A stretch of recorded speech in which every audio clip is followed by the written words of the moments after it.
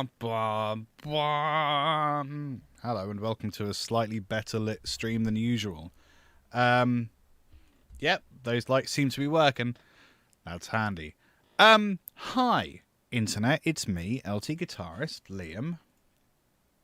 My name isn't actually LTGuitarist. And what's especially confusing is that this week I got a bunch of bot messages over Instagram, people who think my first name is Taylor, but spelt wrong.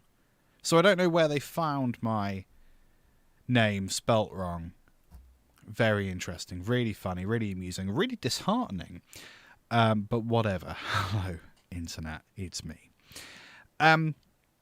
Let's talk about the thing first, and then we're going to get into Synthwave, we're going to get into Cubase 13, we're going to get into some of the new features, some of the new layouts, and stuff.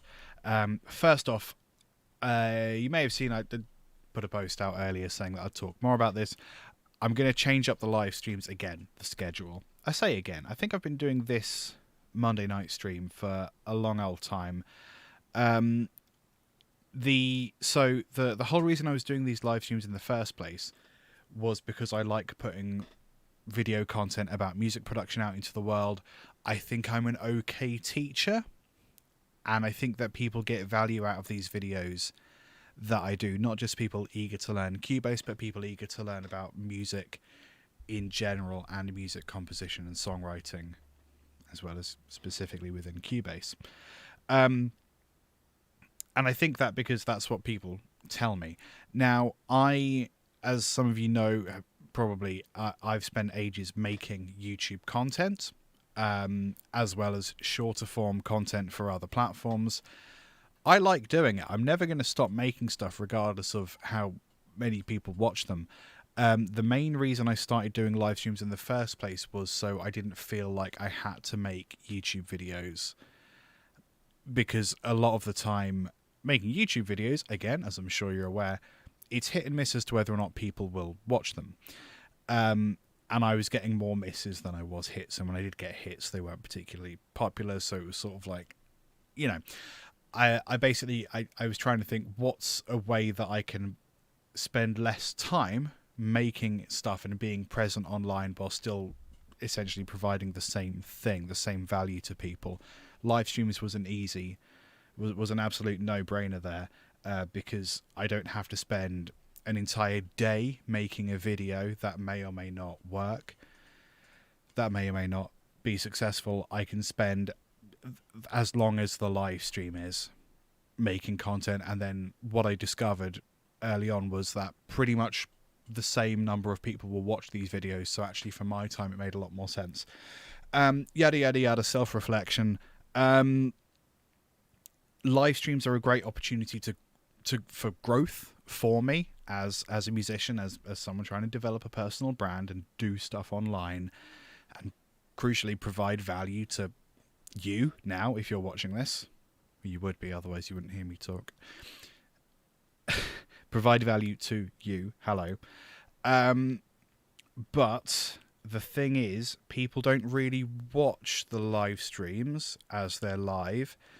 And I'm thrilled that people are watching the replays. That's dope. Please don't stop doing that. But I'm trying to think what's ultimately the best way for me to provide value is for people to be in the chat whilst I'm making stuff. So in order to achieve that, I need to kind of play the game according to YouTube and Twitch, how they work. And they seem to favor longer streams. So thinking about the time I have available and how I can be the most effective, my current thinking is I'm going to try doing fewer live streams that are much longer. So next week's stream is going to be exactly the same, 6 till 8 p.m., the normal schedule you've come to know and love. The week after that, I'm taking a week off, mojitos. The week after that, I'll be doing a Monday stream, but it will be 6 hours long instead of 2. I'll be going from 2 p.m. UK time to 8 p.m. UK time. Okay? So just looking at my calendar, that is, today's the 13th. Next week is the 20th, 6 to 8 p.m. Don't know what it'll be yet. Probably lo-fi. Let's find out. And then the 4th of December, I will be doing a long live stream on a subject I haven't decided yet. And I don't know how often I'm going to do these longer streams. It might be monthly, it might be bi-weekly, it might be... I mean, doing the maths in my head, every 3 weeks makes sense. 6 hours rather than 2. We're just going to try it out. I'm going to give it a go. Like, I'm...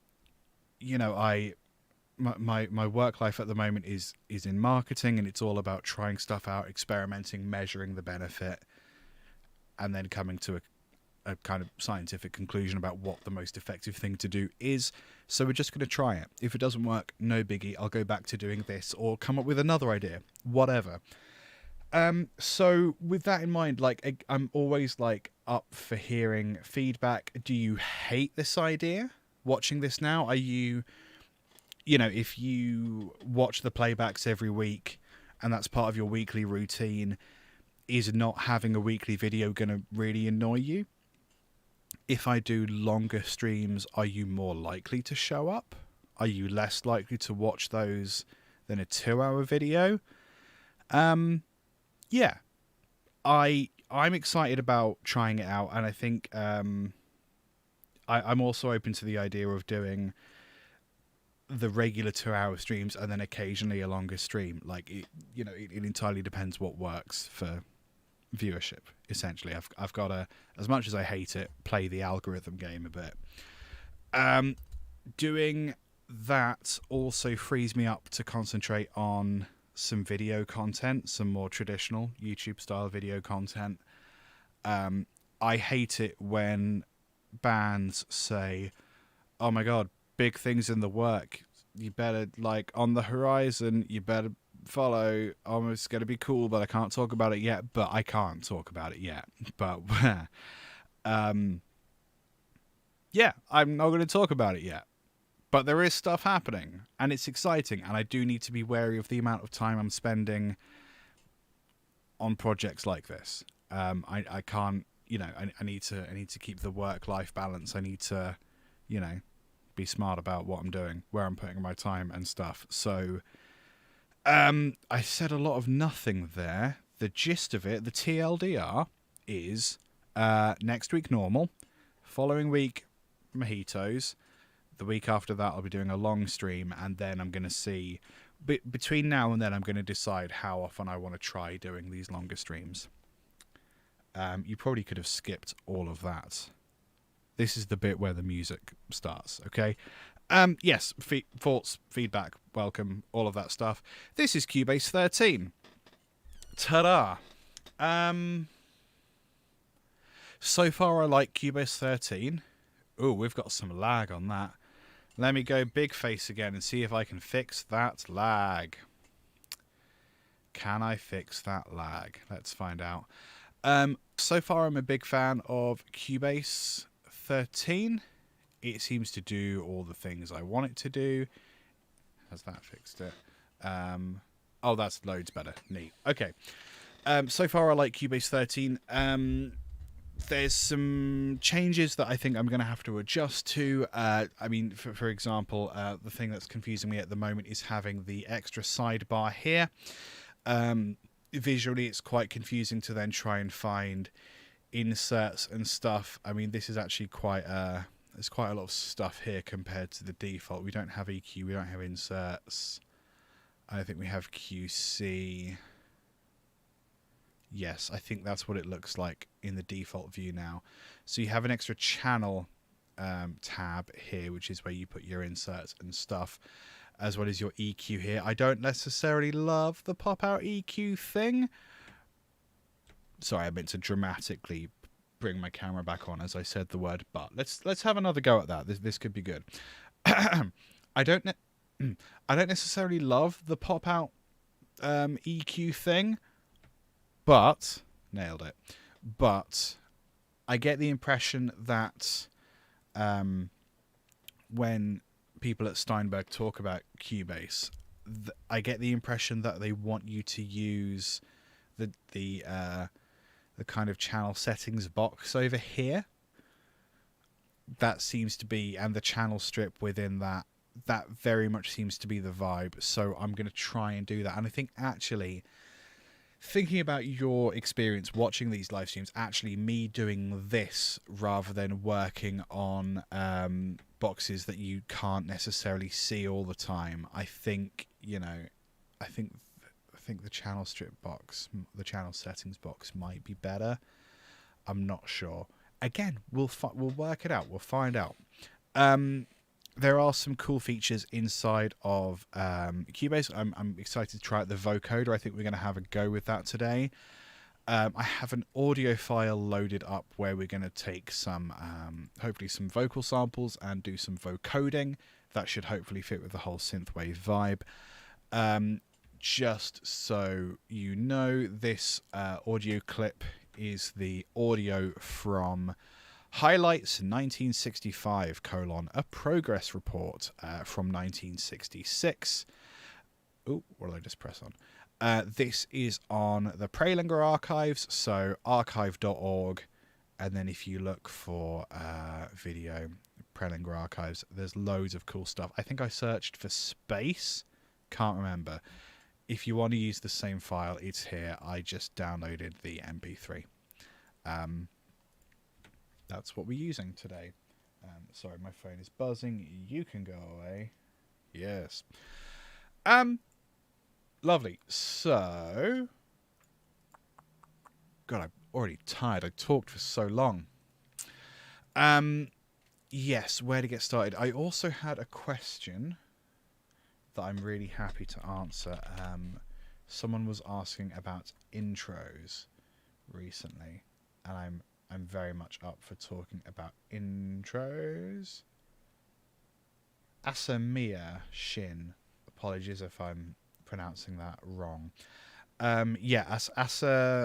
Asamiya Shin had a question about essentially intros. How do you do intros?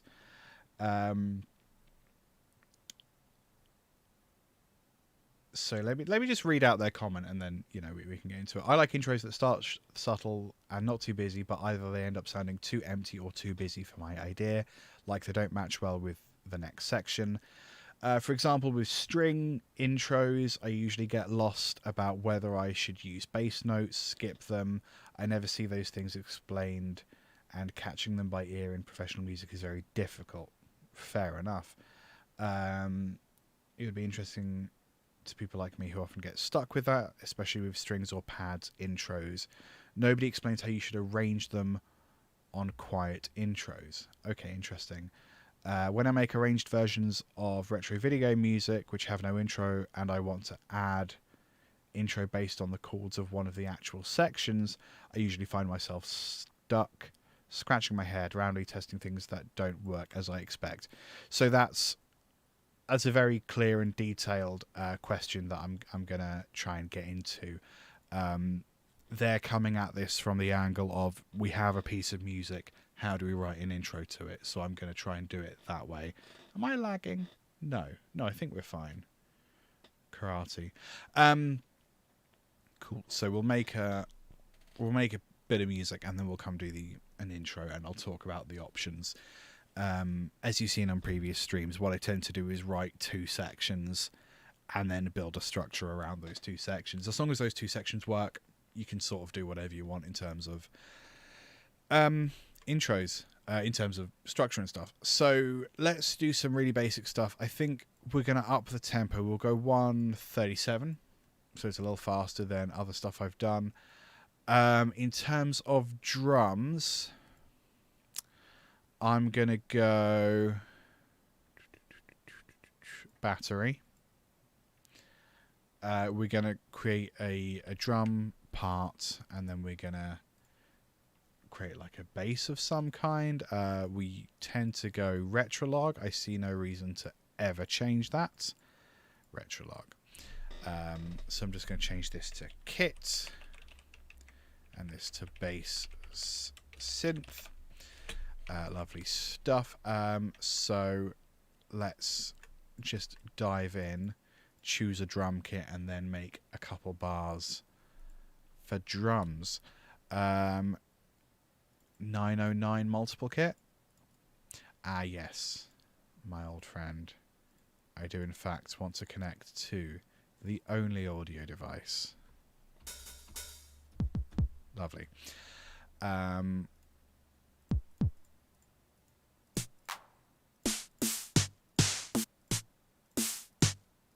going to swap those.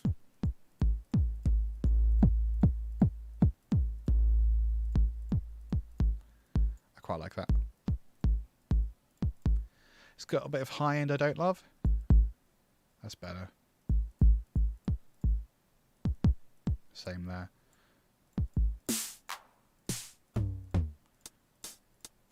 I'm just going to pan hi-hats off to the side. Should we put that one over here? Cool. So I'm just doing some like stereo panning there because that seems to be the sort of thing that these kits don't have when you load them up a lot of the times.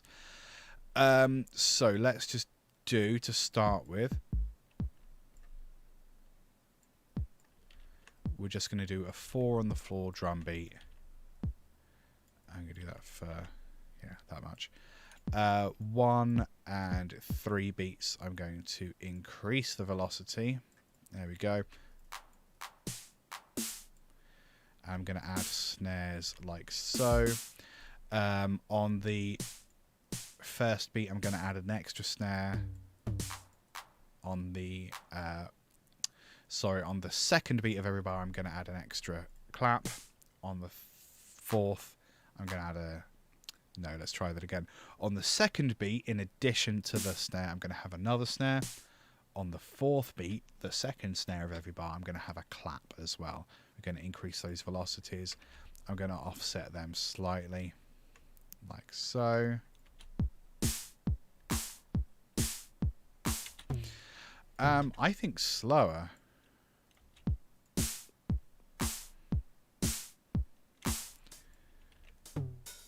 And then we're just going to have snares, hi-hats in between. And then maybe...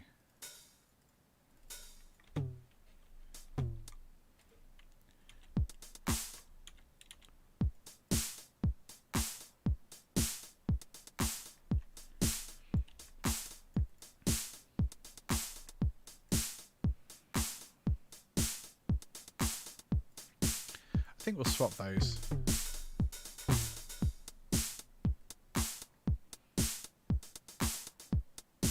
Cool. Let's just work on that a little bit. The snare's a little present.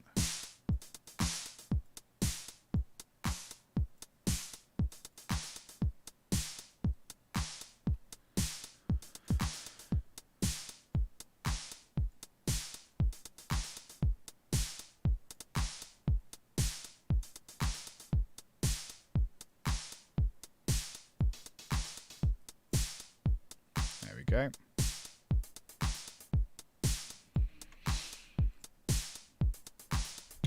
Cool. So that's going to be our loop. So then bass.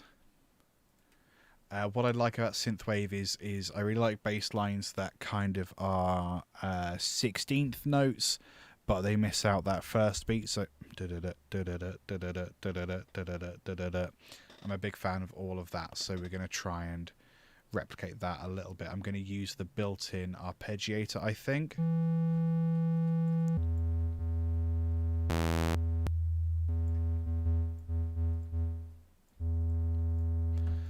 I think we want quite an immediate sound like that. So let's try.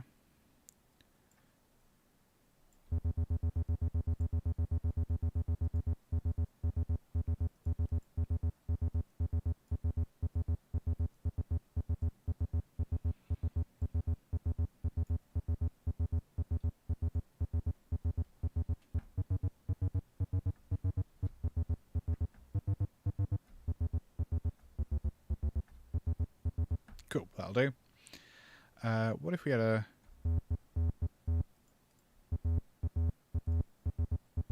Yeah, that'll do. So then let's have, I don't know, what key?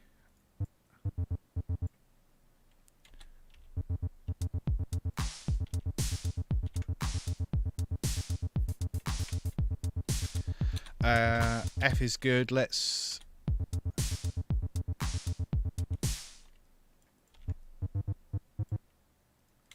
think about notes.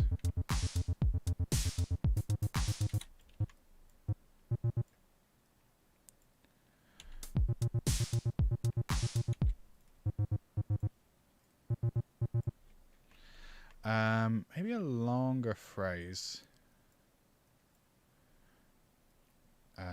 Let's duplicate the drums.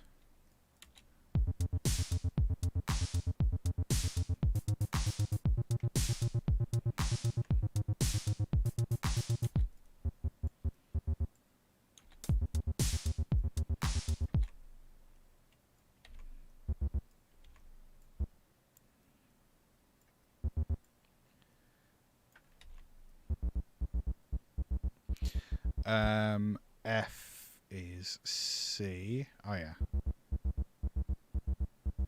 So would we have C? Yeah.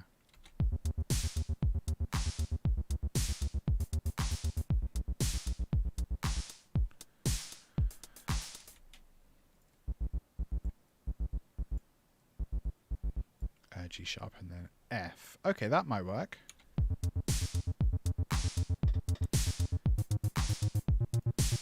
Let's add some extra sounds.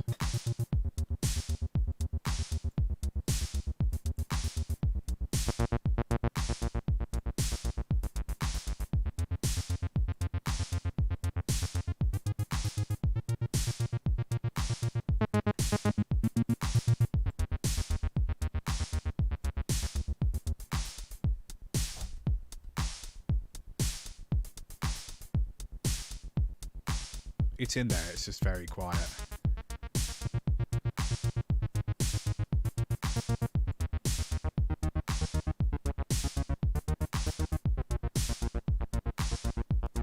I think that works, and then maybe we have the shape moving around a bit. So I'm just going to go LFO1, I'm going to set that up as a source and destination, oscillator 2, shape.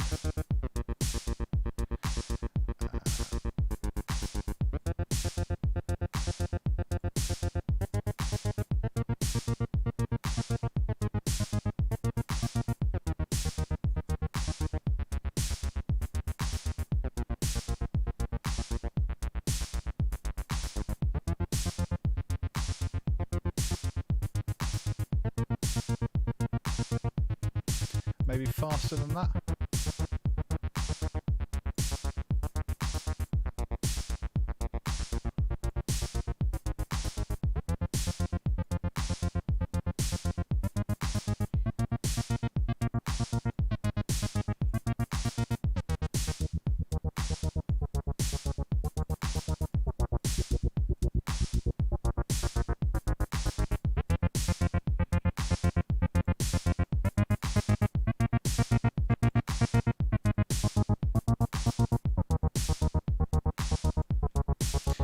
That's cool. Let's send all of that to some lovely reverb. Yeah, send to effects.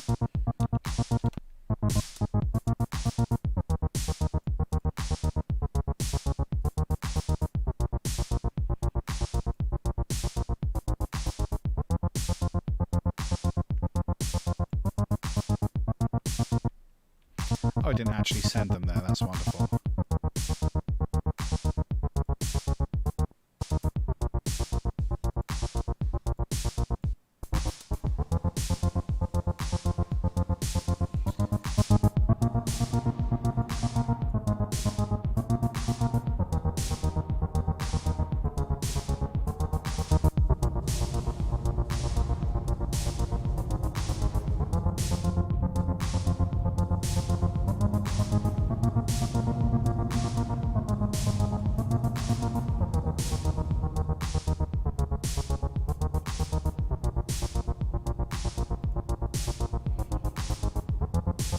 Kind of want to reduce the low end there as well.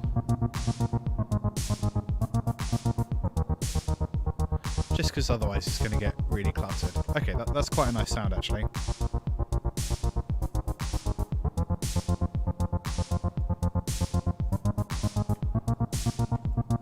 Cool. So now let's have a think about chords. So we'll go... We've actually got Contact loaded up here already. So let's have a little look inside Contact. Give it a hot second to load. We're also going to have a look at chord tracks, I think. It does not want to open. There we go. Oh no, it looks different. Oh no. Oh no. No, no, no. No, no, no. No, no, no. I've forgotten how we changed this. Oh god. I don't want to search. I don't want to search. I just want things to be how they were. No. There we go. Oh, it's called Rack View. Good to know.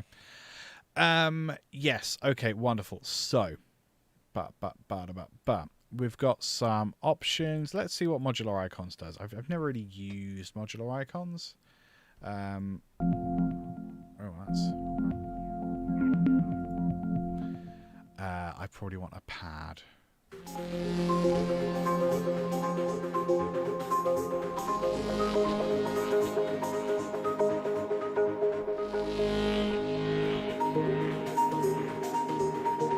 There's quite a lot going on there.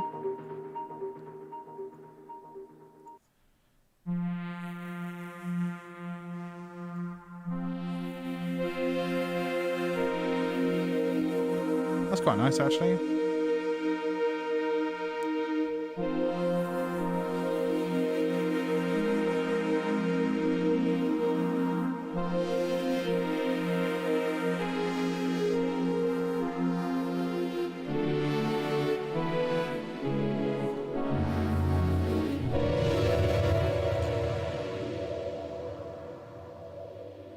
I don't necessarily want all that reverb. That's quite nice. Galactica, how's it going, buddy?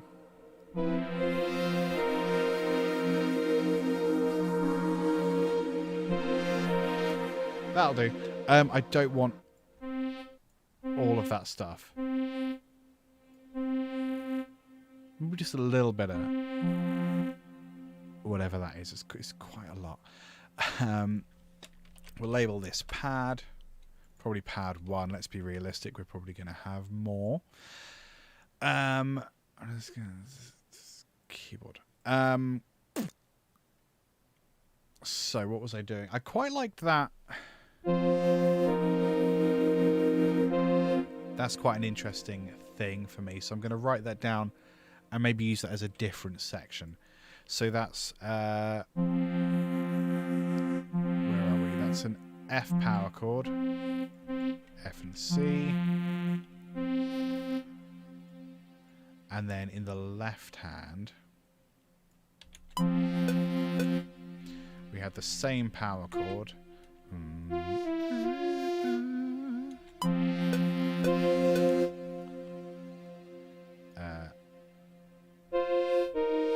To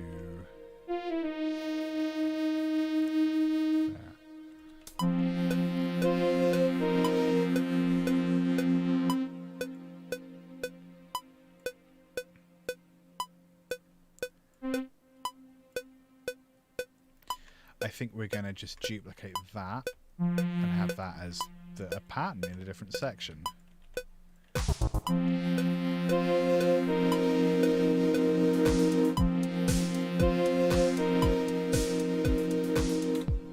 Cool. What about this pattern? So, I mean, there's a couple things we could do here. I could duplicate that and put it up here and then work it out. What I am going to do is use the chord pads up here. So I like the new chord pads. What we're going to do is we're going to go into this chord to begin with. F minor. If I could change the grid view, actually, can I remember how to do that? No. Yeah, no, I don't remember where that button is. Oh, no, that's not. I also can't remember how to tell it that this is the chord we want to call. It's just a case of remembering how things work, which I don't. Oh, okay. Root key. Excuse me. They've moved everything. So it's F. No, I still want that to be F. F minor. There we go. So then if I go to the circle of fifths here, I can add in every other chord. Oh, it's done it as F, not F minor. Well, okay, fine then. It's...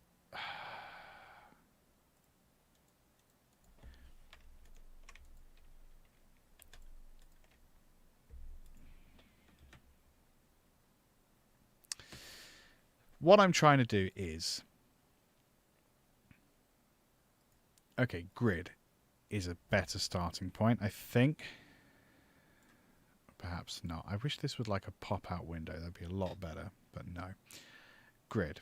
Okay, so for starters, I don't need this many chords. Go away. I want to tell it that it's F minor. The tonic is... Oh! It's up there. Everybody, we found it. We did it. We're working as a team and we did it. Okay. F minor. Cool. So then I can just put in the chords diatonically as they appear here. So 2 is diminished. We're not going to use it, but at least it's there. 2, 3, 4, 5, 6.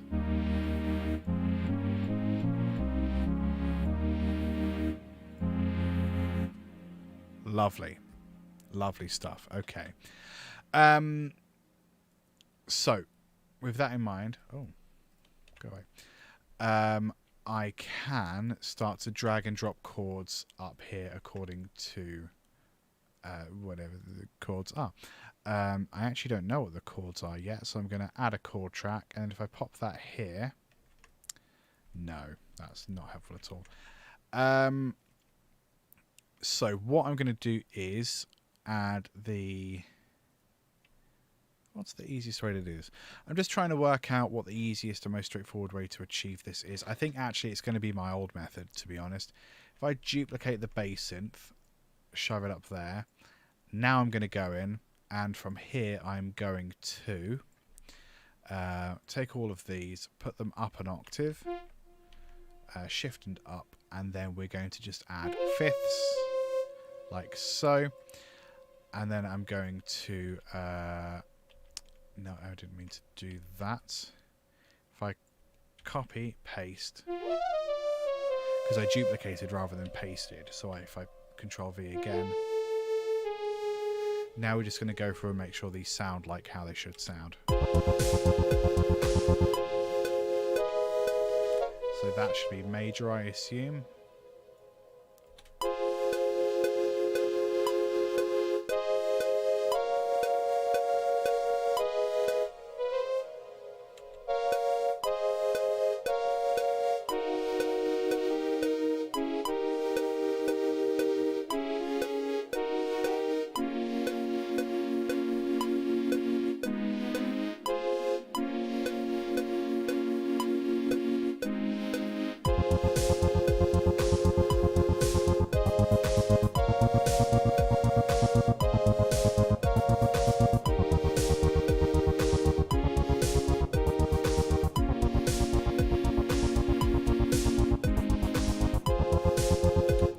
Cool, so there's a couple things.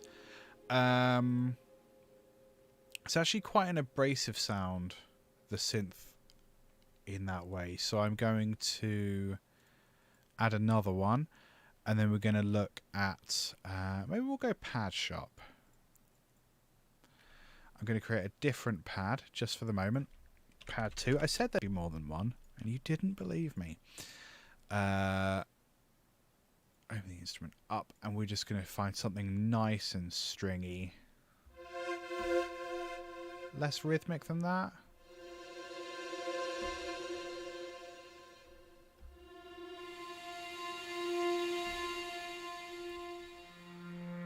Maybe.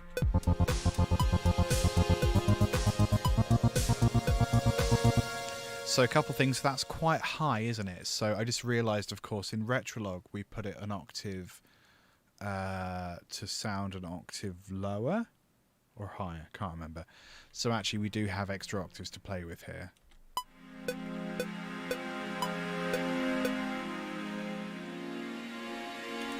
Cool. I'm going to get rid of some of these shorter chords. I don't think we need that one there, so we'll just do this. I think this could just be that, perhaps.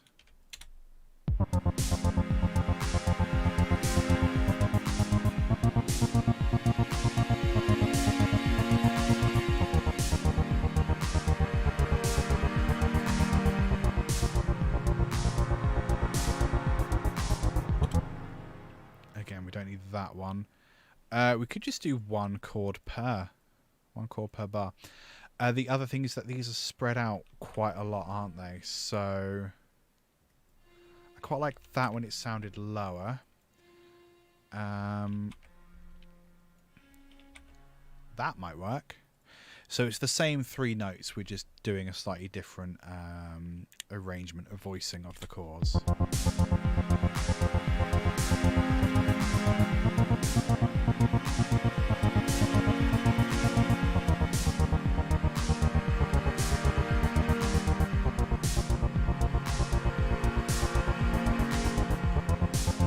Nice.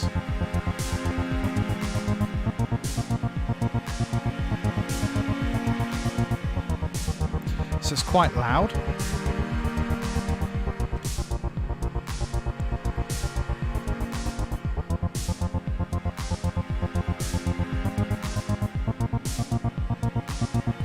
I think it's quite a harsh sound as well, so we'll maybe have a look at another patch.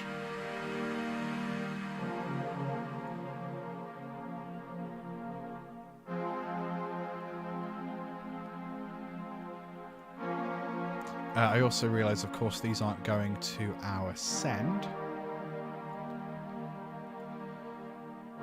Send room, activate, and the previous pad as well.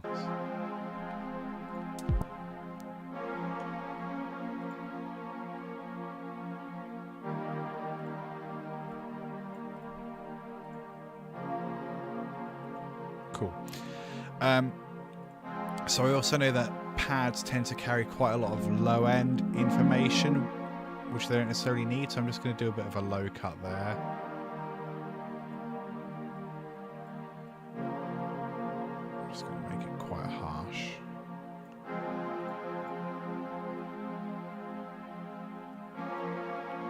Much better. I'm going to do the same for this other pad, even though it's not active just yet.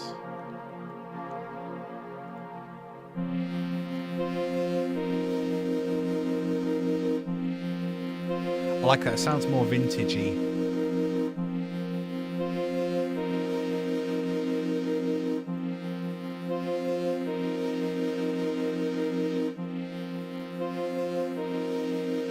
Cool. I wonder if maybe we can incorporate those fifths with that pad as well. So what I'm going to do is cut out the fifths, cut out the thirds, excuse me. Oh, I've got lost already. What chord is that? E flat. So that's the third, and then that's the... No. Yeah, that looks right.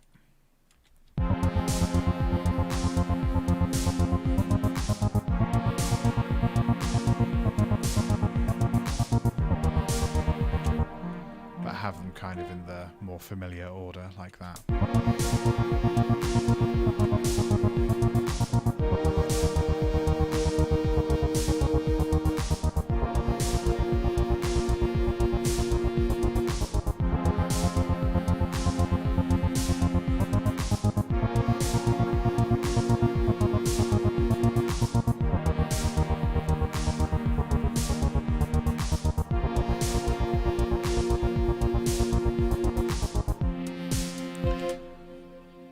Cool. So I like that. I think the bass is maybe not bassy enough.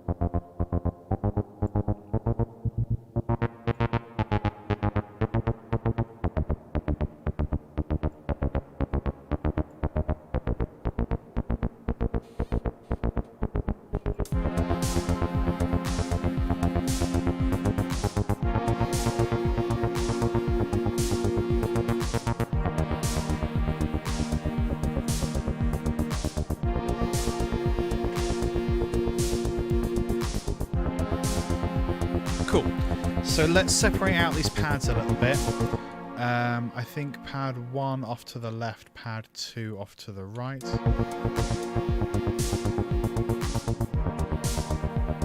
That feels okay.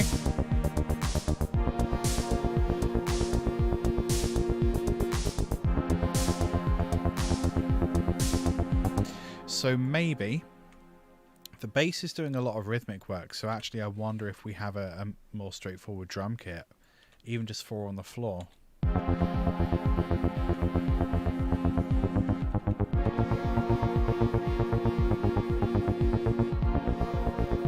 then move into this section.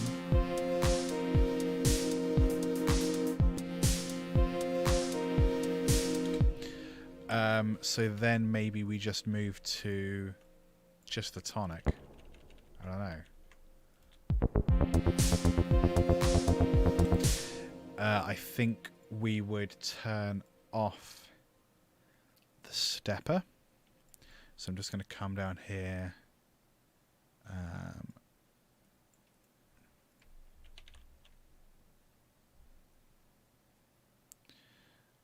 Master tune ARP steps. No. Bass synth, what's it gonna be called? What's it gonna be called? What do you use? Oh wait, hang on. Yes! I love that. I love that we can just be like, this is cool, this little visual indicator, because I always get confused as to what bypass means, because I'm dumb. Just because I'm dumb, I forget what on and off means, so...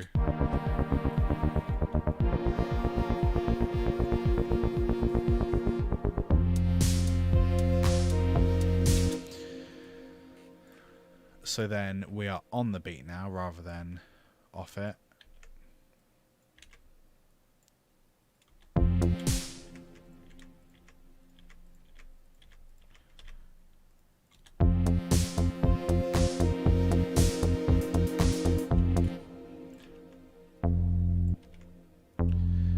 Maybe...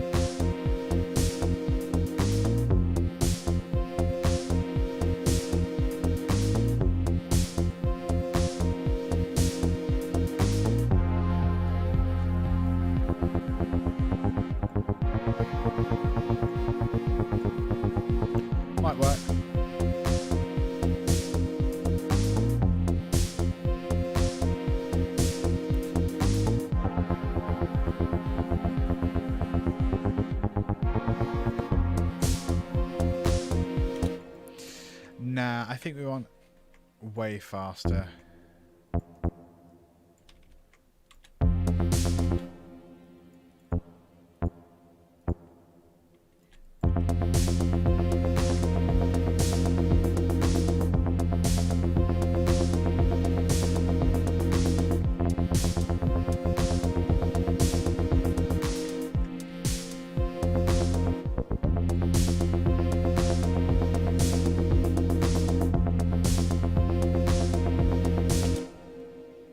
Nah.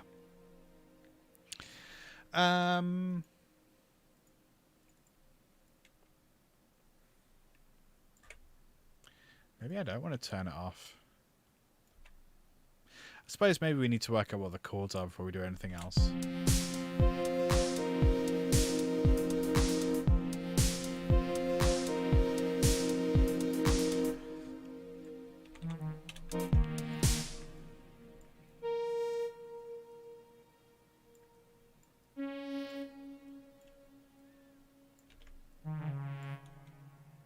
Let's try that.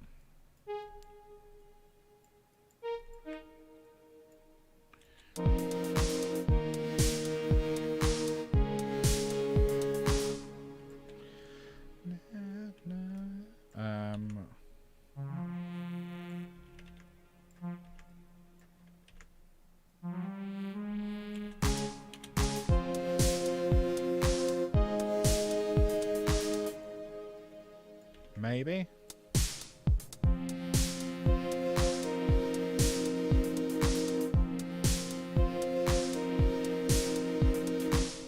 Yeah, screw it, that'll do. So then let's go,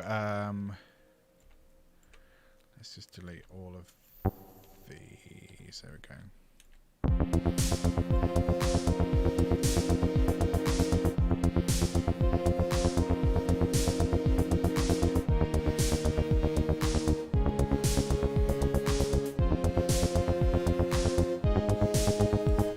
Nah, that's the last one.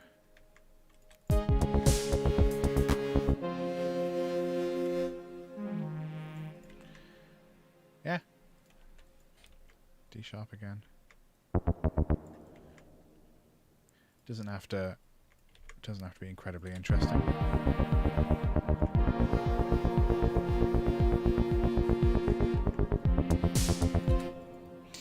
Let's come into here. And let's just build these chords out a bit. Taking these tonics, Control D.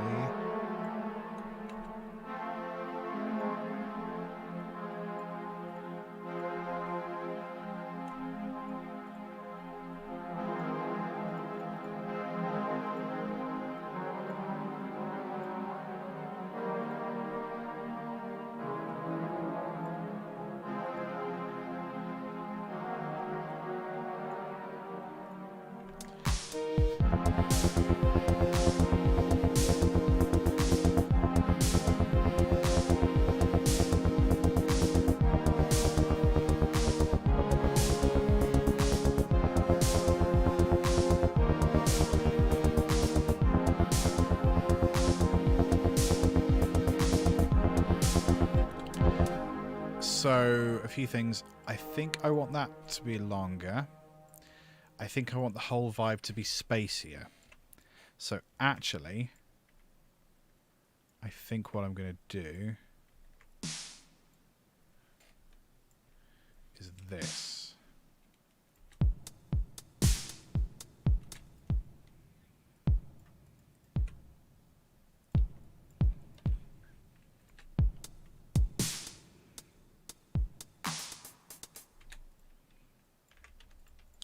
Get rid of that the first time around.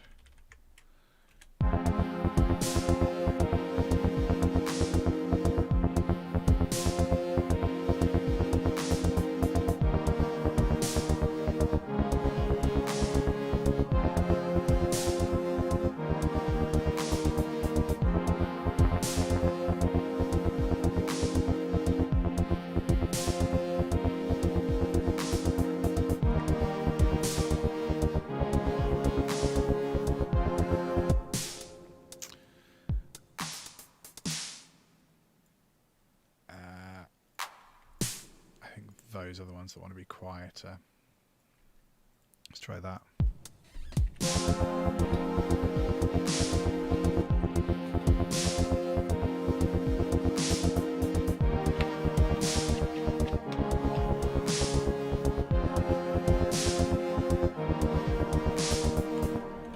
I think also I've selected those 3. I think I want these chords to start kind of just a beat early.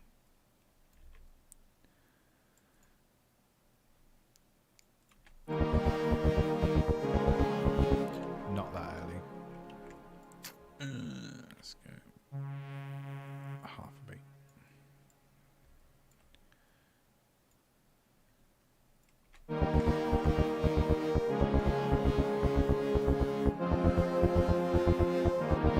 Okay, so for the bass, actually, we want to ignore that. The bass wants to kind of do its own thing a little bit, just because of the way that rhythm's built.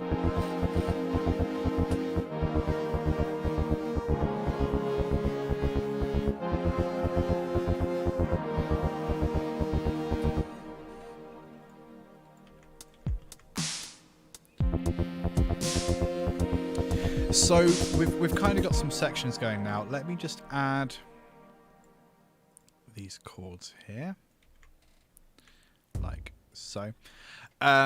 Neat. Just, yeah, I like having the chord tracks. It just makes things a little easier to keep track of. So now we are going to look at intros. Yeah. So yeah, we'll have a little look at intros. So when I talk about music, most of the time, my whole ethos sort of comes down to you can do whatever you want, which is really truly what I believe, but is also very unhelpful when you're trying to learn how to do stuff. My ethos is very much do what you want, but that isn't helpful. You need to kind of know what rules are, what some of your options are before you can start to, do stuff. So let's say this is your piece of music. You've got 2 distinct sections here.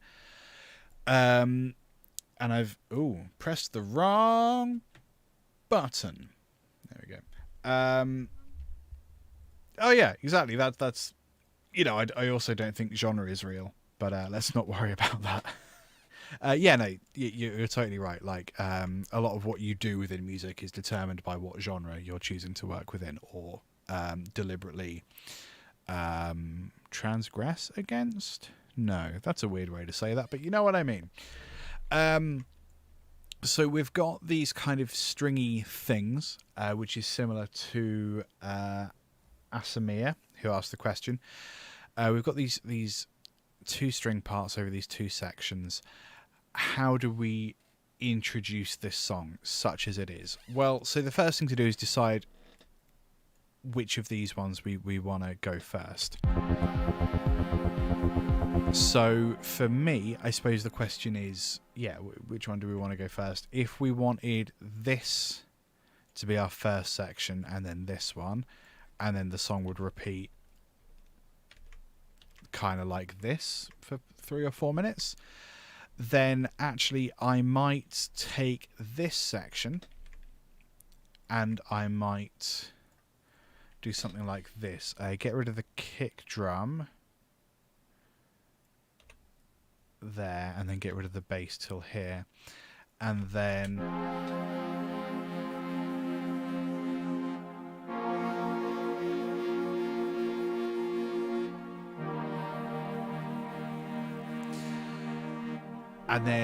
so we've got these elements that we're gradually introducing. I'm just going to, for the moment, label this a slightly different color so we know this is intro. So it's blue, but it's, it's a different kind of blue. So we're introducing the different instruments gradually. So the kick drum comes in on the repeat, and the bass drum doesn't come in until we're in the actual blue section. So I would say the song starts there, bar 25, if you're watching at home. You're not watching here, are you? Anyway, So then the question is just, I guess for me, thinking about what if I were to just hear this sound as the very first thing I hear in a song. What is pleasant? What is unpleasant? Right, and then the thing that is unpleasant or abrasive, and I have to say it's this pad.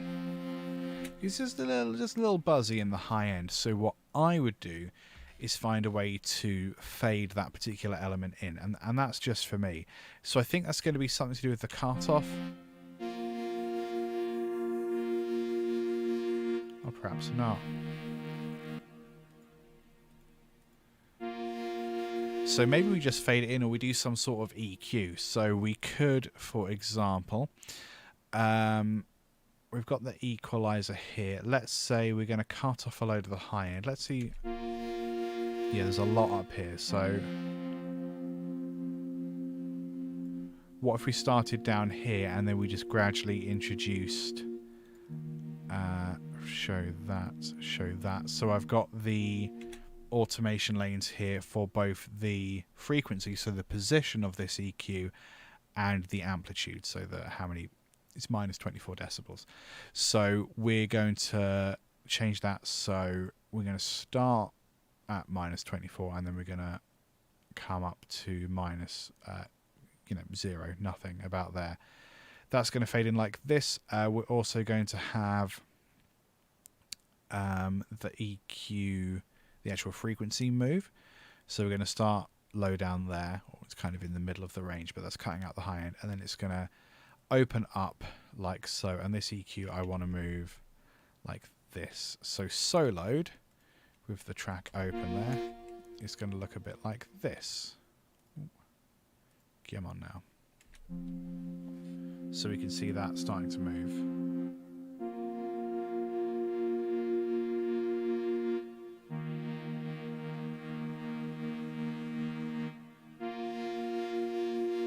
So that's fine. I actually want it to happen a little slower than that.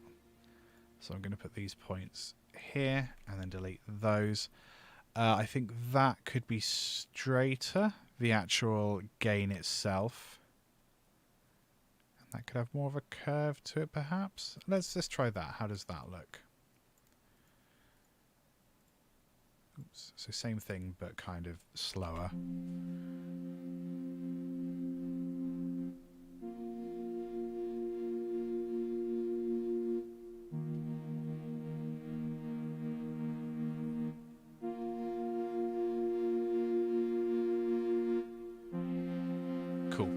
So then with the other pad, how does that sound?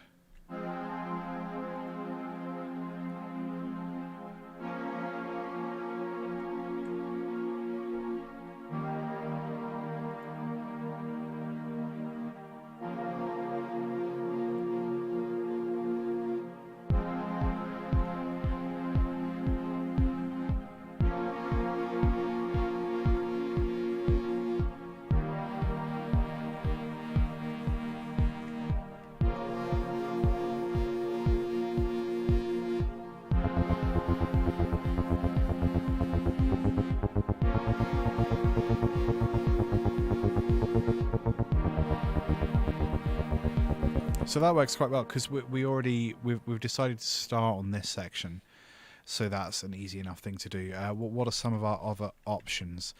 Pad 2 is also quite bright, but what I think I might do with that one instead is actually change the attack and the release, just to make it kind of feel like it's fading in a little more. So I want that to be back here for when the kick drums come in. So we're going to start up here.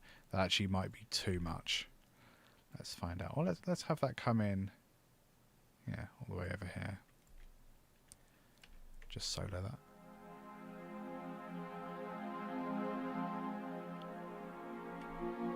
Nice. Okay, that works.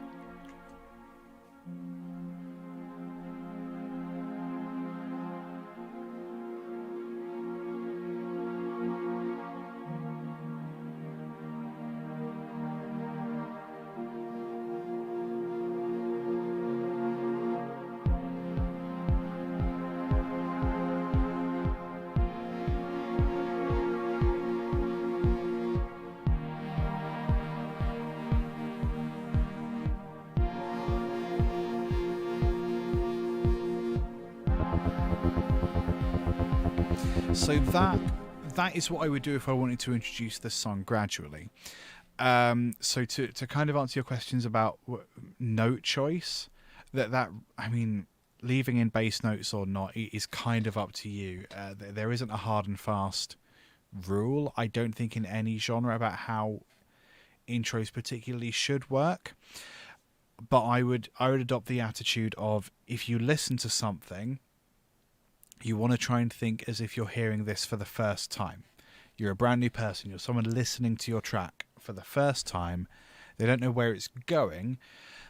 So you want to have enough in there to intrigue them, to make them want to continue listening. And you also don't want to freak them out immediately. So if you've got some proper weird stuff happening in your track, maybe don't open the door with that. If you want to gradually let people in, start normal and then make it weirder and more interesting as you go. That's how you keep people on your toes. What is quite common in popular music at the moment, I think, is to start weird and keep it weird.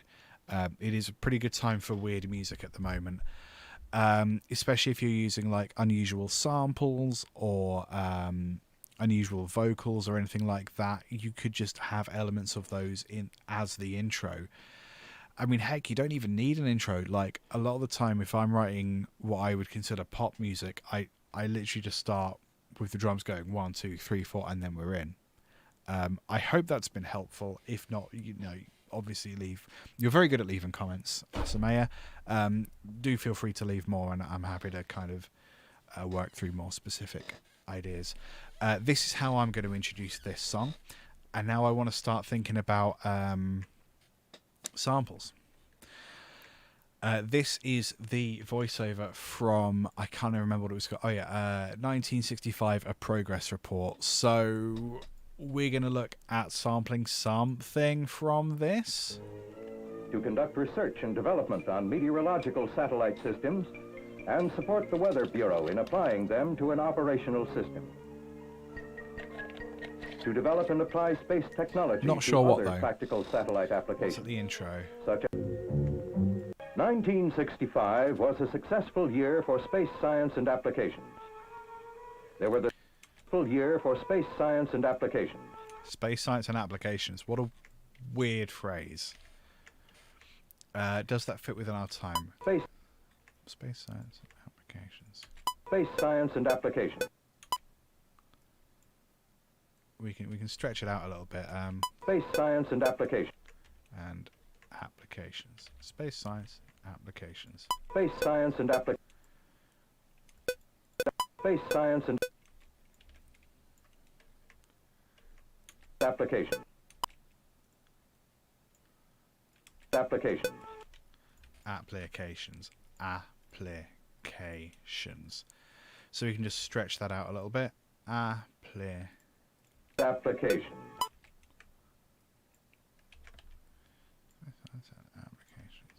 These are my three favorite things: space science and applications. Space science and applications. Applications. Applications. Applications.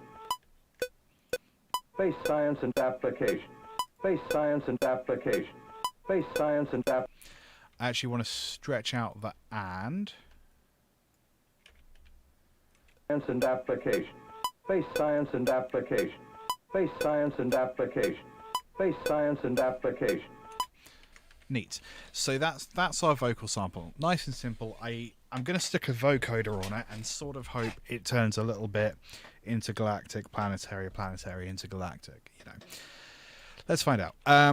So we need to do a few things. The first of which is add the vocoder. We also need to treat it a bit like a vocal as well. So I'm going to actually try and use some sort of preset. Oh no, what have I done? There we go.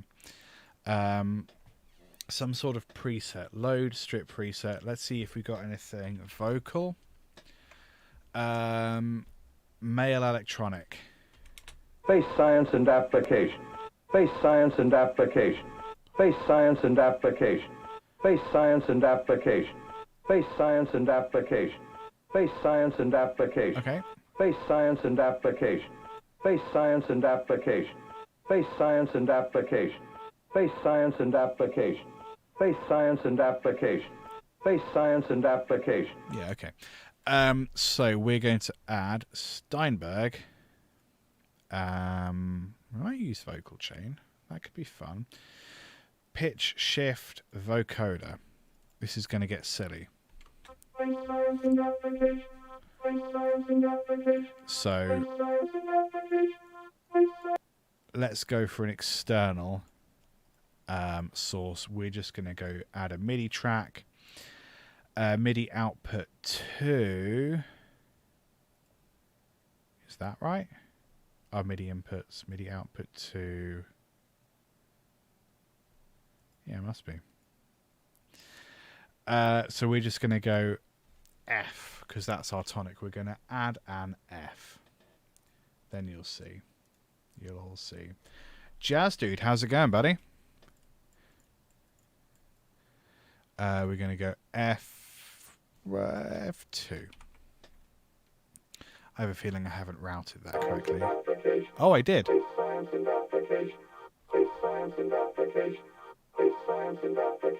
That's kind of cool. Lower.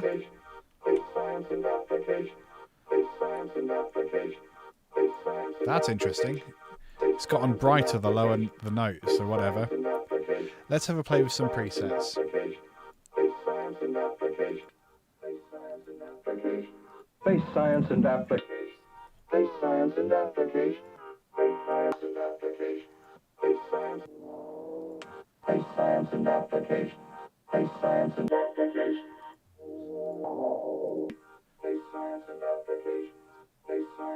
There's some cool atmospheric stuff in there. And application. Space science and application. Space science and application.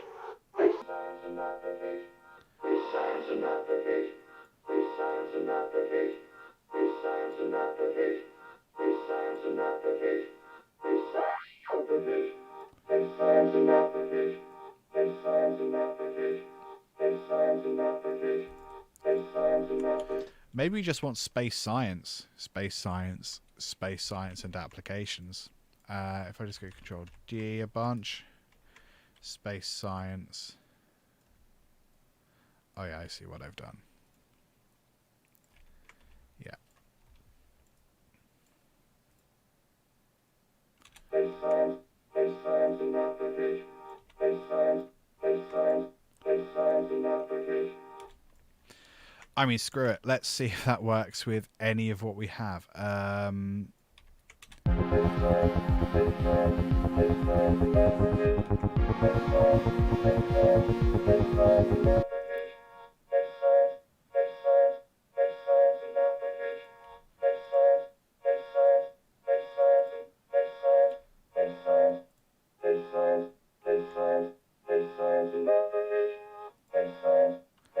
Oh, okay. So why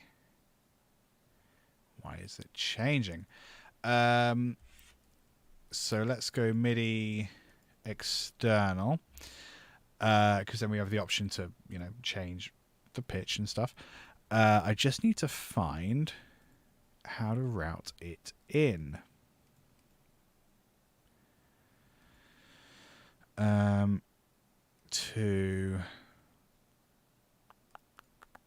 Because I feel like this should appear, right? I don't need a side chain. Because that's just saying it's going. Do.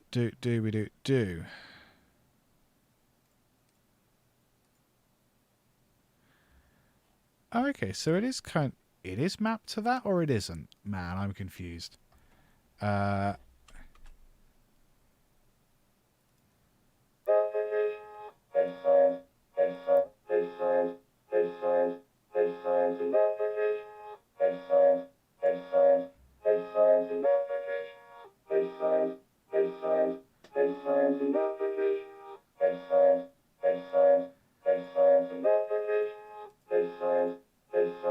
Am I going mad?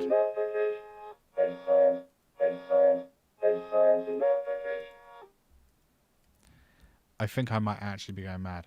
That is changing pitch, right?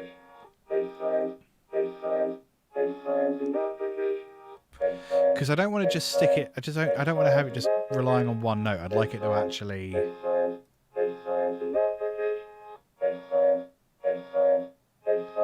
MIDI external. So I feel like.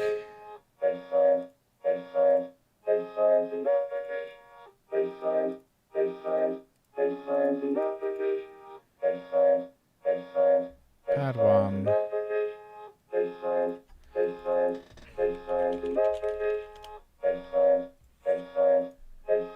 Yeah, vocoder in. Yeah, okay, right, good. And then take no. But it is changing. Could it be the chord track?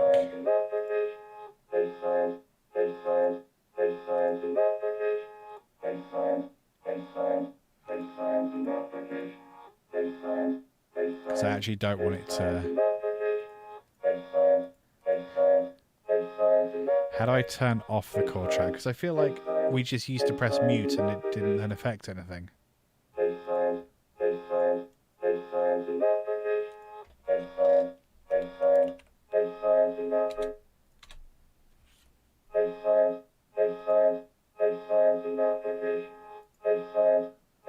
So that's okay. So it is something to do with that.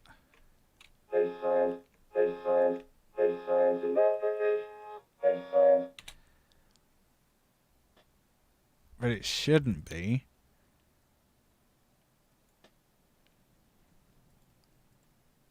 This is annoying. I don't want to get rid of that because it's handy to have up there on screen, but it's interfering. But it shouldn't be because number one, I've muted it.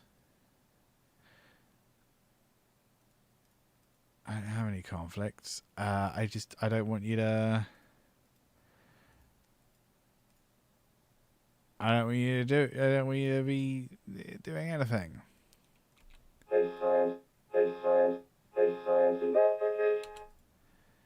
Because that isn't taking any MIDI information. So what if it was not connected, but it was not connected to channel 13?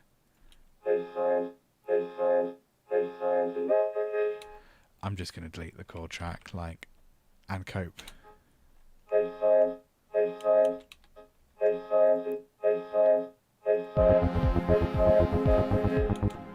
Because now it feels like it's not playing an F.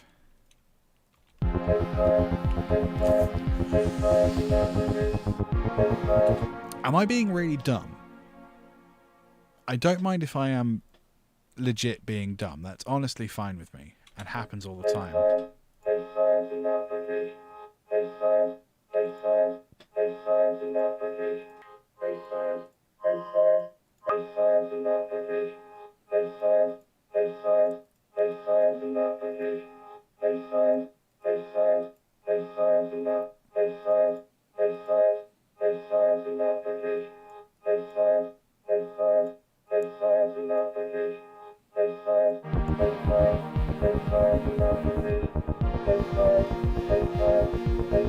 Because that doesn't sound like an F, does it?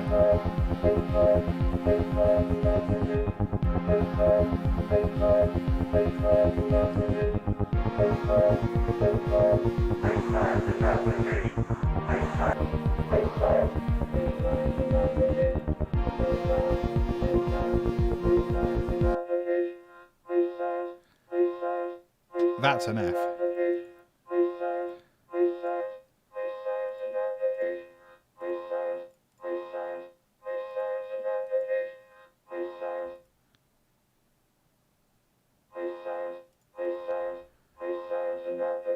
Okay. That took way too long.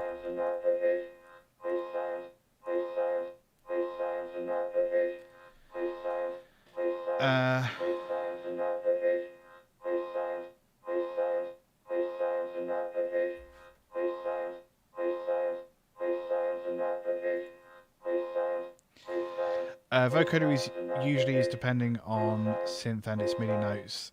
they've integrated into one plugin. I don't know. Yeah, I don't know if they have, because I still have to make a MIDI track here, don't I, to control it, because otherwise there's no way to send MIDI information there. You can say just work off a fixed note, but I don't want to do that. It's fine. Like I just swapped back to I changed the preset and swapped back to this one, and it seems to be fine now. And now I need to decide, do I actually want to change the pitches? I mean, maybe I'll take... Oh, I could do chords, I suppose. That might be interesting.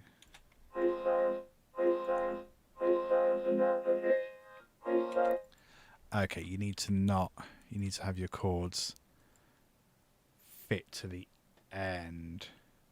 It's alright, mate. To be honest, I've never had much luck with vocoders, because like the routing always confused me. This at least is slightly more straightforward than other vocoders I've used before.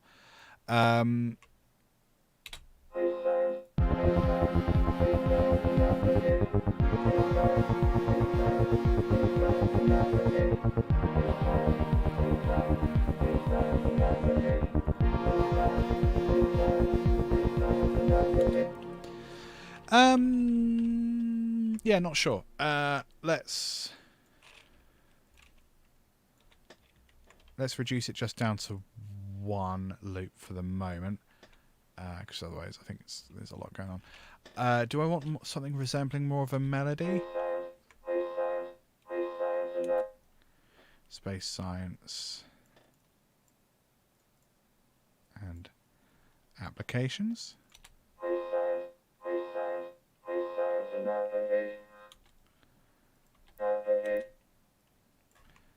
Applications.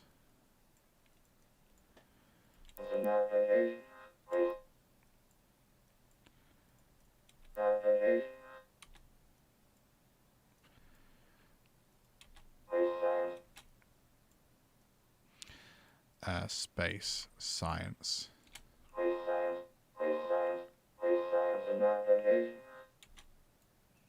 That's kind of stupid.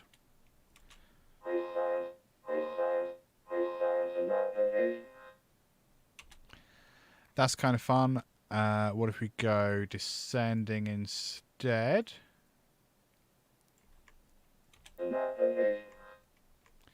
Ooh.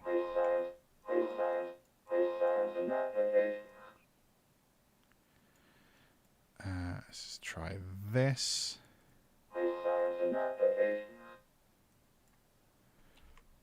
That's kind of cool. Yeah, that might work.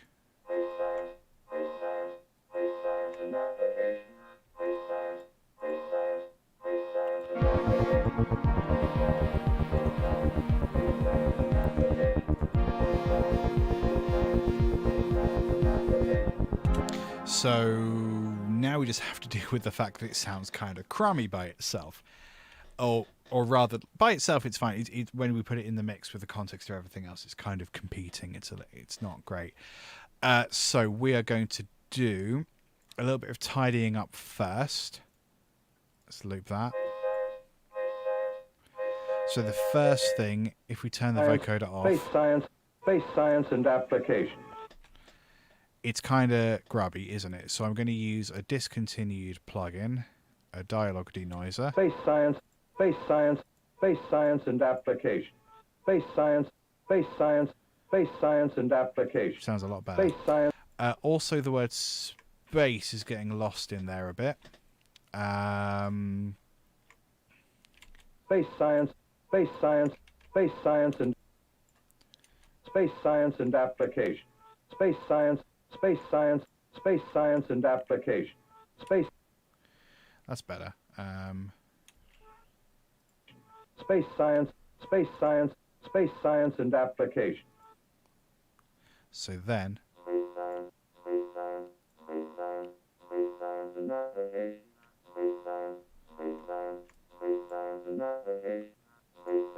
that actually works a lot better. Let's try... Yeah, we've got less background noise, so that sort of cleans up quite nicely. Let's see if we can find the S. Space science and application. Or we could just steal the S from here. Applications. I don't know. Might work. And applications. That's a bit bad. Space science. Space science. He sort of doesn't say his S very clearly at the end there. Applications. Applications. Applications. Ah, vocal chain. Good idea. Yes. So now that we've used the dialogue denoiser from Isotope, that's basically just to clean up the fact that it isn't a nice recording. Let's open up. I'll put vocoder as the last thing in the chain there. Steinberg, great suggestion, Jazz Dude. Vocals, vocal chain. Bum, bum, bum. Space science, space science, space Let's science see and application. Space science, space what science, kind of space science and presets we application. have. Space science and application. Space science and application. Space science and application. Space science and application. It's quite nice, actually. Space science and application. Space science and application. Space science and application. I don't really need the reverb there, but I do Space science and application. quite like that. I do need to add it to the room sound. Space science and application. Space science and application. Space science that's and not what I wanted. application. Space science and application. I think we can send it to the room less, can't we? Space science and application. Space science and application. Space science and application. Space science. I for ages was kind of against, well, not against using presets. When Cubase brought out the MIDI, the chord track, I was a bit like, oh, cool. So now I don't need to worry about teaching chords anymore. Cubase is just going to do it for us. And it's a bit sarcastic about like, oh yeah, well, why even learn theory or anything about it? But actually I found it to be an incredibly handy tool, and especially this latest update to the chord tracks I've actually found to be really handy. And someone like me that sort of basically knows how chords work, I found it helpful. And I can totally see how if you're less familiar with chords, you know, it's a really handy tool. You don't need to know a million things to then write nice sounding progressions. And also, like, I need to turn off the gatekeepery part of my brain that's like, nah, just learn the thing and then you can do it. Well, actually, no, you don't have to. Isn't that better? This is kind of the same thing. My initial reaction to the vocal chain plugin was like, oh, cool. So all of that work I put into learning how to do signal chain and stuff, now I shouldn't have bothered. Like, well, no, that's still fine. That's still good experience. This is just going to save me time. I just had to skip through, what was that, 5 presets and listen to them for about half a second. And it just sort of sounds better, you know? And that, you know, that's a good thing, right? So now that we've got this, I mean, let's have a look. What's it actually doing? It's cutting out low end and extreme highs, which is great, especially because we've got the rumble and the noise. It's added pitch correction, which is interesting. So I wonder if actually we connect that to external MIDI note. Just out of curiosity, let's use MIDI there instead. Space science and application. Space science and application. Space science and application. Space science. Is it doing it? Space science and application. Space science and application. Space science and application. Space science space science and application. Space science and application. Space science application. Space science and application. Space science and I mean, application. I sort of love it. Space science and application. Let's not use that. Space science and application. But that is funny. Let's put that back to what it was doing before. Application. Space science. So having tidied up using the vocal chain, actually, that sounds a lot better. What if we swap the order?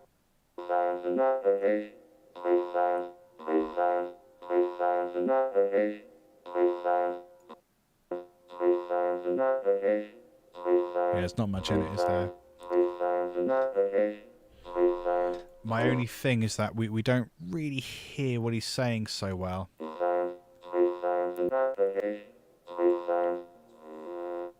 Science and application. Space science and application. Space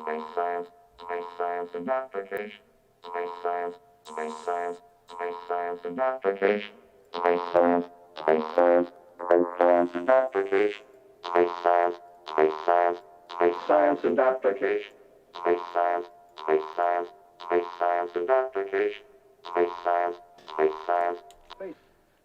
That's pretty weird. How does it work?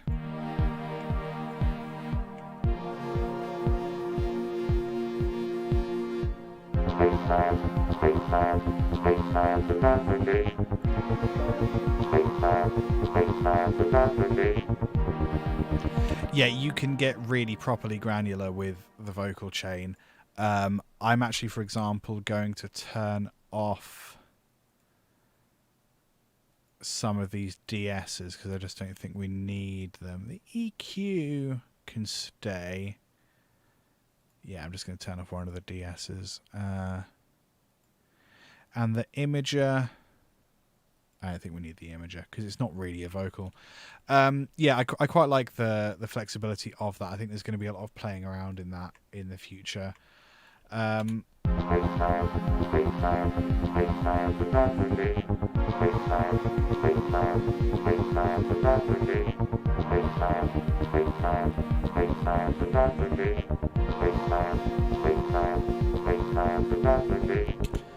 So I think we need a little more drums going on.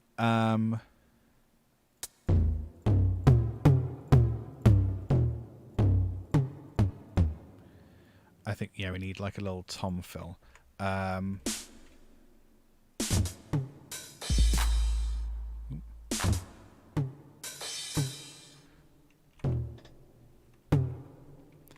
Do.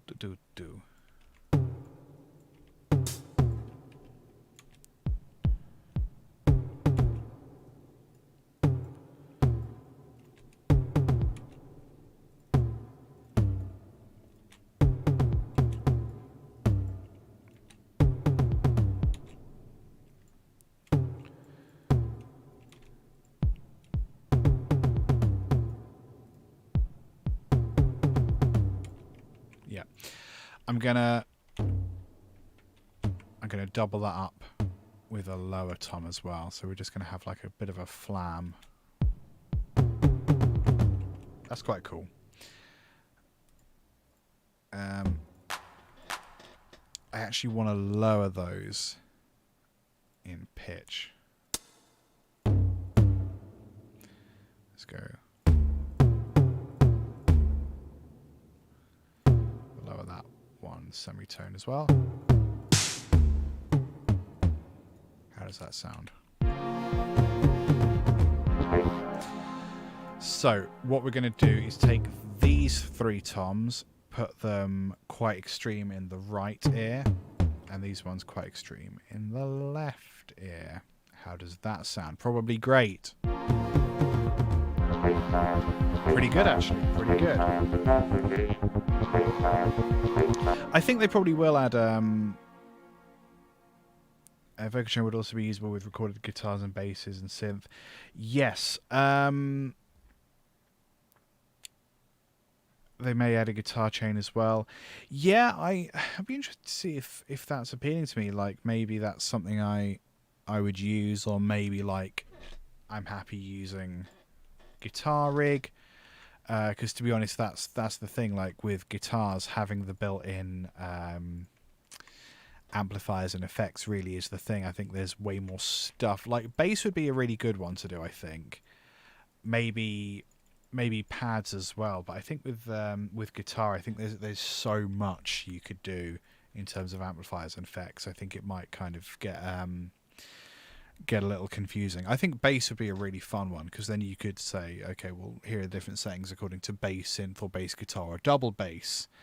I think there could be something cool there.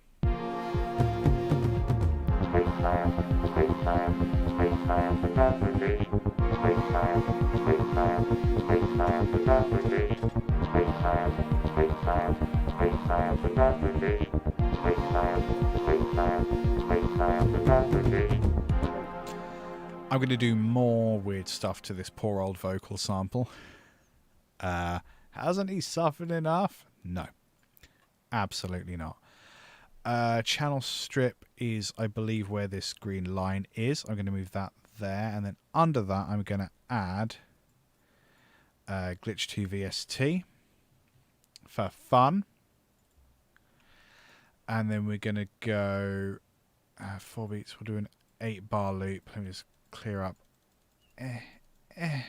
Go away. We're going to just loop.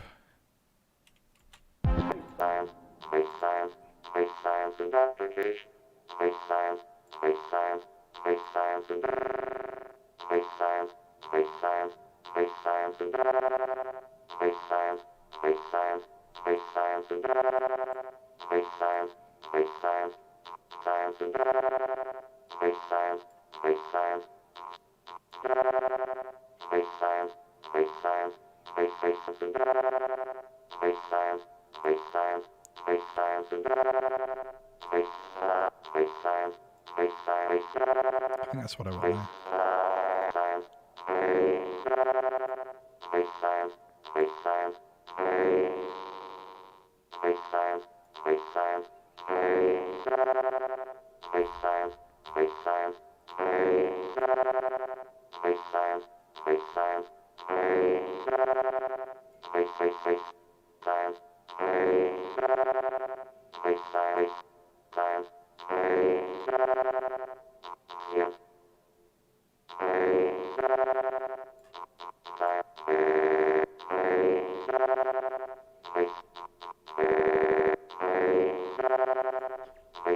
So once we get into the repeats, we can start adding in some of those little glitchy odd things. Glitch 2 mix.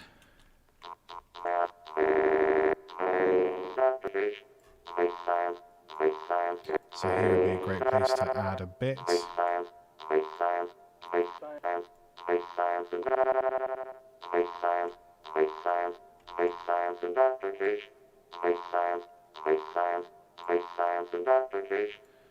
Add it here as well.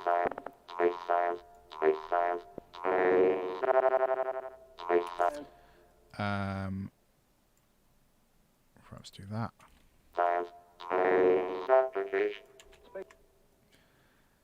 It is weird when you get just like the little bits of the sample, the original sample just pop through.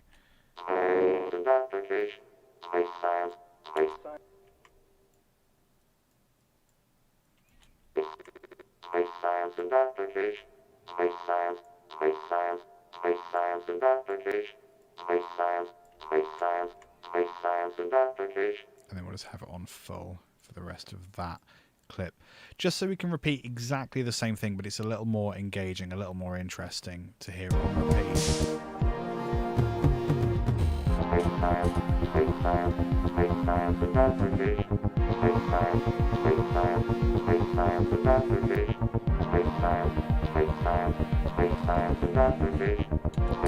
I think on the third one there, we have an opportunity to change it up a bit.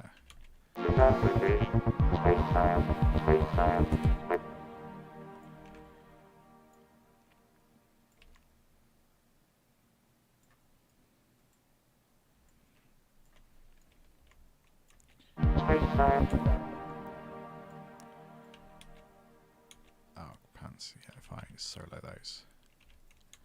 Space science and application. Space science and application.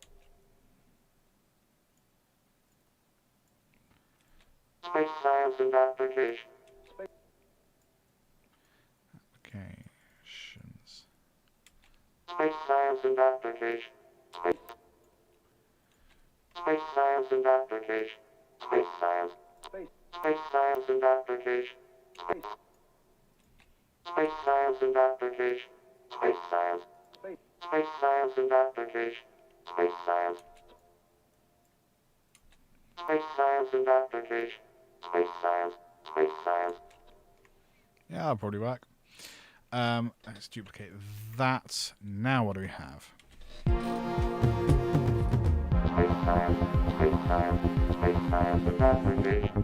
Space science, space science, space science and application.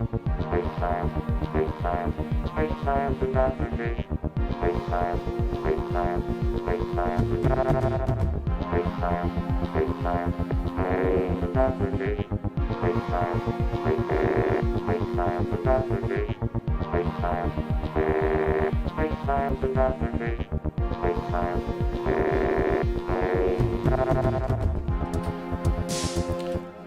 Cool. So I think we could keep that going a little bit longer, actually. If I take this, yeah, and just duplicate it straight away like that. I think we could add another synth, and I also want to do something about powered 1 because it's a little bit, I don't know, intrusive maybe. So we're just gonna have a little look at our inserts. Yeah.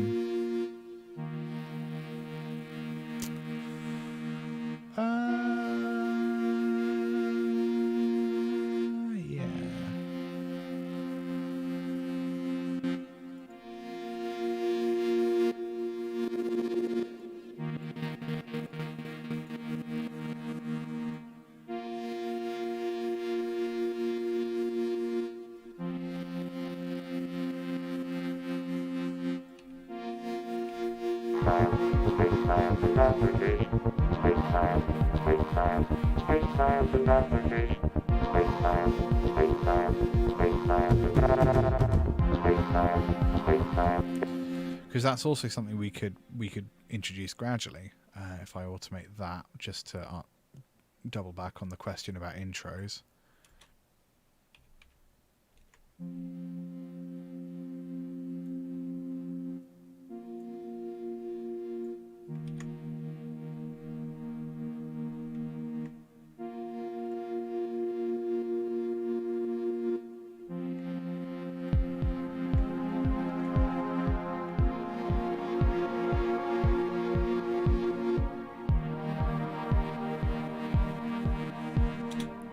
Cool. I also think more drums. Even just if it's that, perhaps. Space science, space science, space science and application. Space science, space science, space science and application. Space science, space science, space science and application. Space science, space science, space science and application. Space science. I want to introduce a lead synth that's kind of copying that MIDI pattern. So we're going to go... Oh, man. Retrolog, I guess.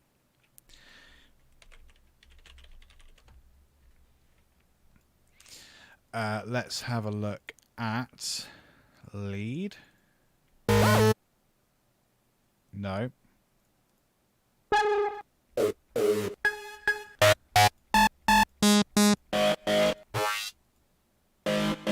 These are all terrible.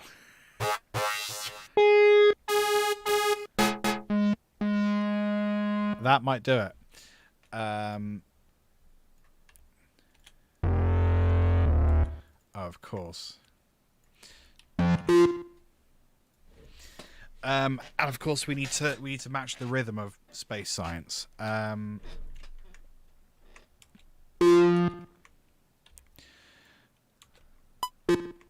Ba-da-da. Ba-da-da. Come on. Ba-da.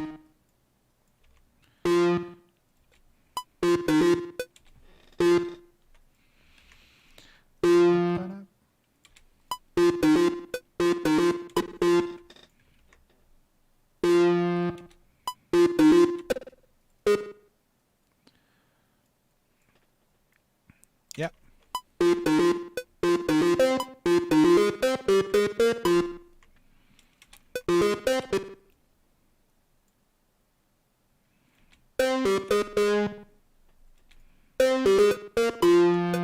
There we go, that'll do. A few more of them.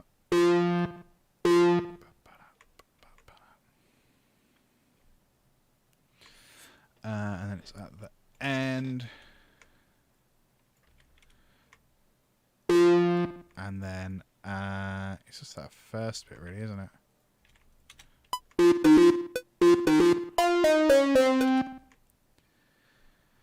I'll probably have to listen to how that actually sounds.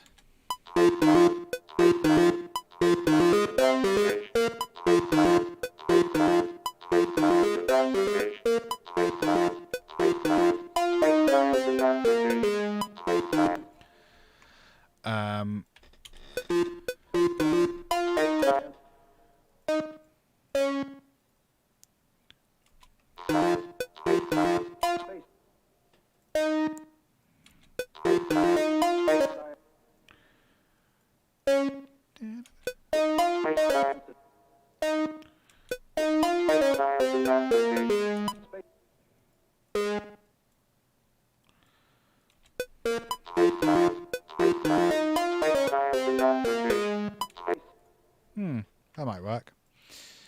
It's quite abrasive, so I think we just bring it down in volume.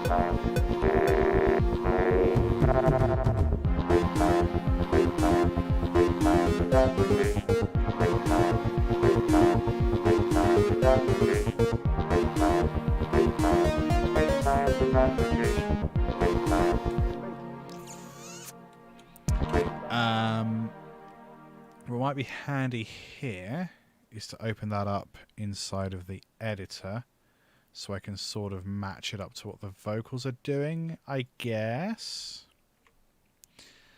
Yeah, so...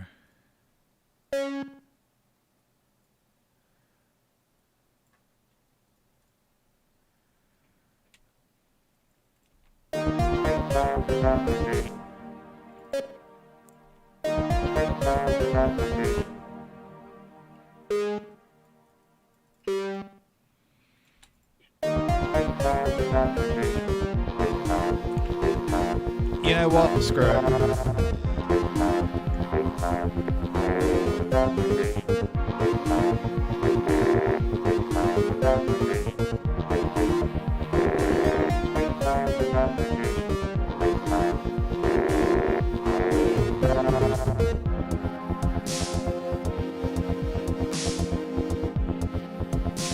It is a bit Daft Punk, isn't it? What I'm thinking is... Right, hear me out. This is going to be silly. We're going to add these to a group track. The synth and the vocal sample. And I am going to... I'm going to add vocal chain to the combination of these two things. I'm going to copy the vocal chain setting, disable it from there,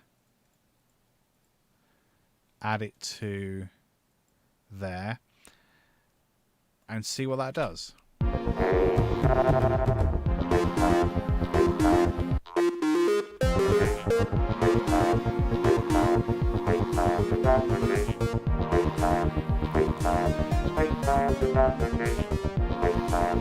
That's better. Because then it's kind of combined that lead synth into the vocal sound a little more.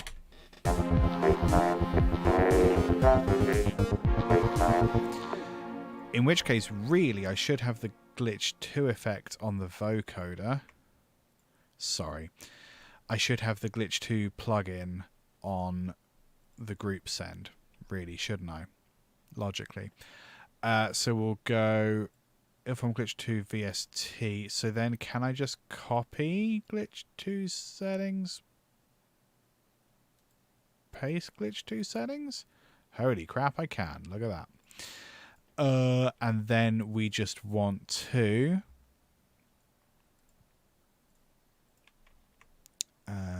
copy here, up here, and then we delete that. And then we can just no effect that. Okay. Space science. Space science. Space science and application. Space science. Space science. Space science. Space science and application. Space science. Space science. Space science and application. Space science. Space science. Space science and application. Space science. Space science. Space science and application. That's kind of cool. Space science. And application. Space science. Space science and application. Space science. Space science and application. Space science.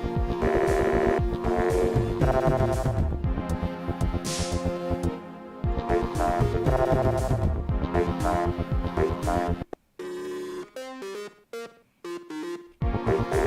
Space science and application. Space science and application. Space science.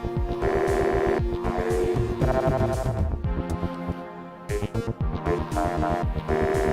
Space science and application. Space science.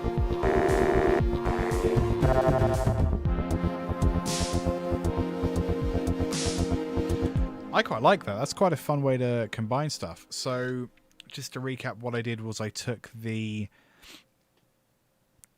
MIDI that was controlling the vocoder, and I kind of edited that into a lead line that more closely resembled what the vocal track was doing. And then took both of those, the vocal sample through the vocoder and the lead synth, and I put them both through a group track, which is where the vocal processing was happening. And that way it kind of squished them together and sort of forced them to be one thing, which I think is very cool. So what are we missing? We're kind of, I mean, structurally we don't have a lot going on. We put a lot of work into that vocoder, didn't we? So I think we would need something.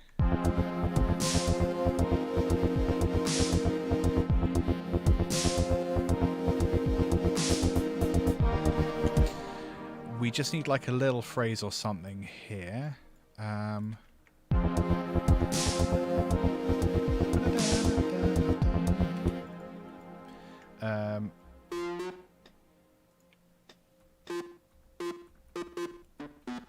Okay, we've got quite a lot of delay going on there because of all the processing that's happening, I think.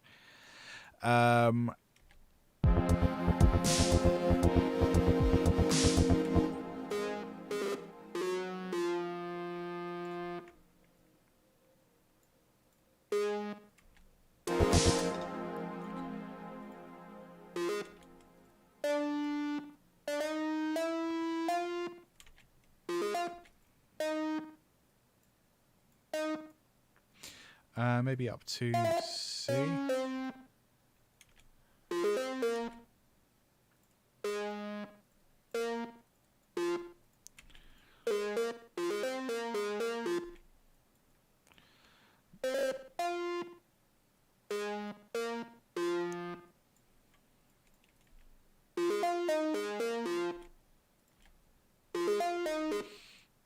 It's a bit pants, isn't it?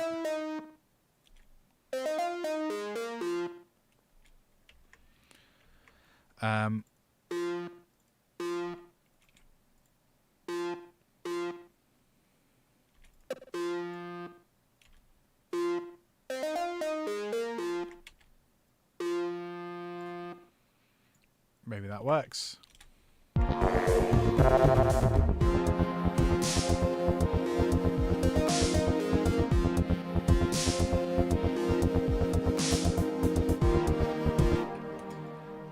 probably want to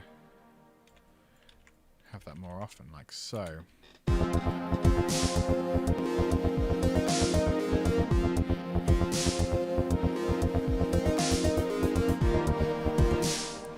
So then that can go down.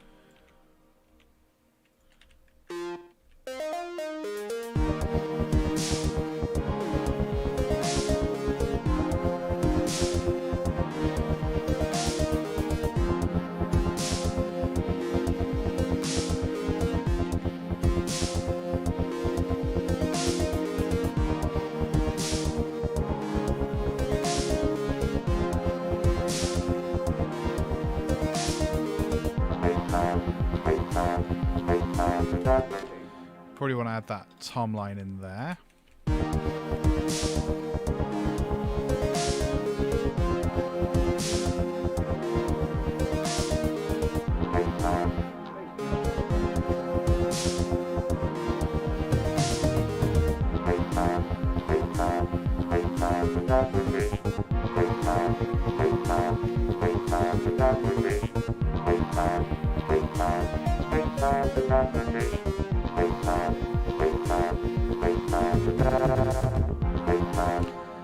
I think I perhaps want to copy that melody directly in 45 to here.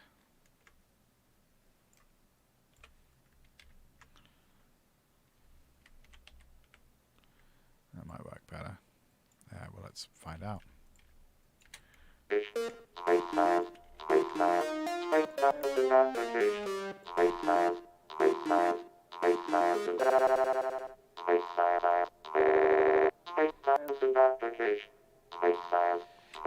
Yeah, I think that works.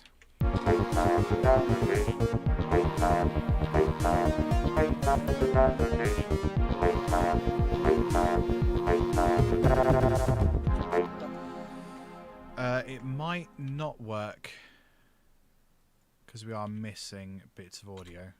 I mean, what if we took the word science and just stretch it out? You know, it's fine. I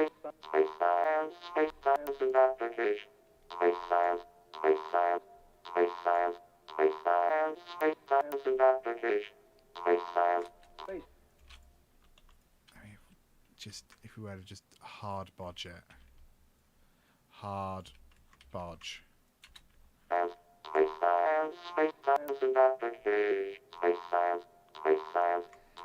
Oh, it's also freaking out because there's gaps, of course. So we'll do something about that.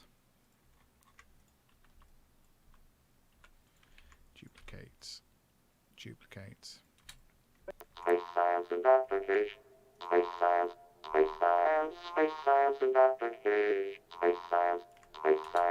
Quite like that. Yeah. Let's do more of that then. Oops. Duplicate. Paste. Duplicate.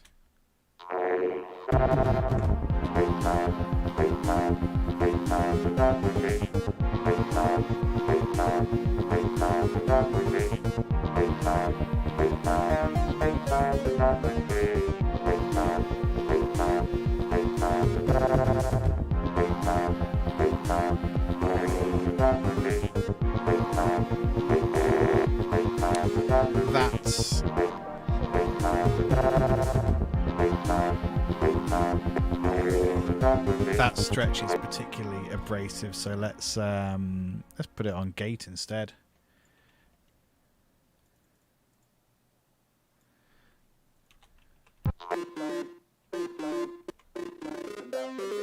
Better.